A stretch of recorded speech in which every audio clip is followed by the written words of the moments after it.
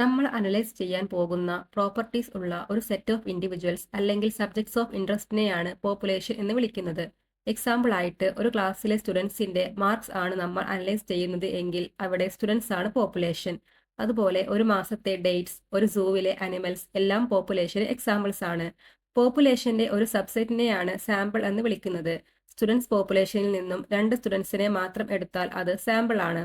അതുപോലെ കുറച്ച് ഡേറ്റ്സ്, കുറച്ച് അനിമൽസ് ഇങ്ങനെ എടുക്കുന്നതെല്ലാം സാമ്പിൾസ് ആണ്.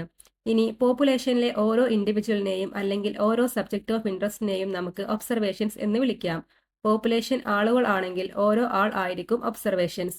പോപ്പുലേഷൻ ഫ്ലവേഴ്സ് ആണെങ്കിൽ ഓരോ ഫ്ലവർ ആയിരിക്കും ഒബ്സർവേഷൻസ്. ബിൽഡിംഗ്സ് ആണെങ്കിൽ ബിൽഡിംഗ് ആയിരിക്കും ഒബ്സർവേഷൻസ്. അങ്ങനെ ഇനി അനാലിസിസിന് വേണ്ടി ഓരോ ഒബ്സർവേഷൻസിന്റെയും നമ്മൾ കളക്ട് ചെയ്യുന്ന അല്ലെങ്കിൽ മെഷർ ചെയ്യുന്ന ഡാറ്റ ആണ് വേരിയബിൾസ്. ഫോർ എക്സാമ്പിൾ, ഓരോ ആളുകളുടെയും ഏജ്, സെക്സ്, പ്രിഫറൻസ് ഇതൊക്കെയാണ് നമ്മൾ അനലൈസ് ചെയ്യാനായിട്ട് എടുക്കുന്നതെങ്കിൽ അതാണ് വേരിയബിൾസ്.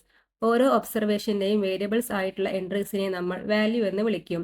അതായത് പേഴ്സൺ 1, പേഴ്സൺ 2, പേഴ്സൺ 3 ഇവരുടെ ഏജസ് 25, 41, 35 ആണ് ഇവിടുത്തെ വാല്യൂസ്.